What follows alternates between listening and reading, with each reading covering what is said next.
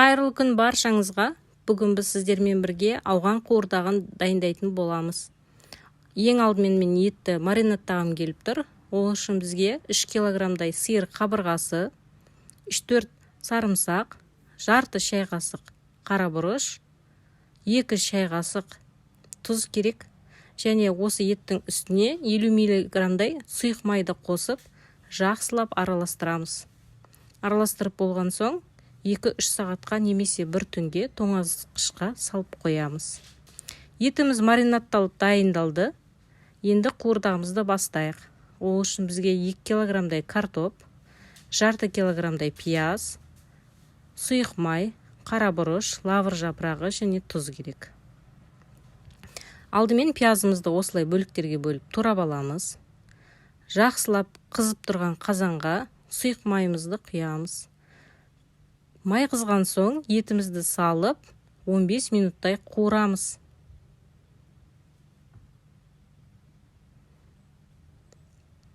Етіміз қуырылды, міне әдемі түске енді.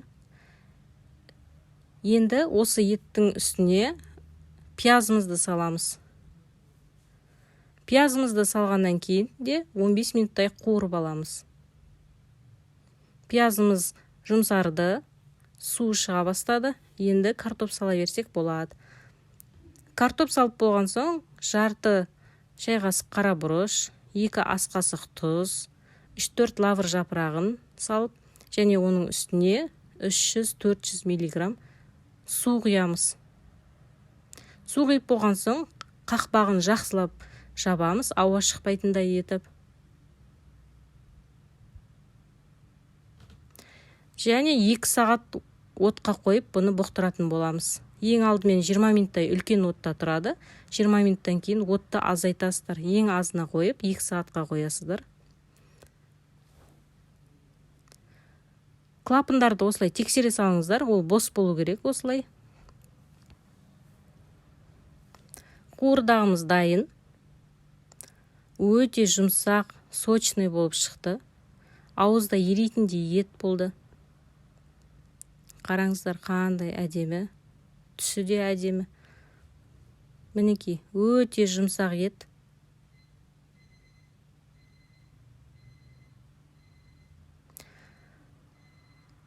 Қуырдақ дайын болған кезде қақпағын ашпастан бұрын міндетті түрде клапандарды вилкамен көтеріп, ауасын толық шығарып алыңыздар.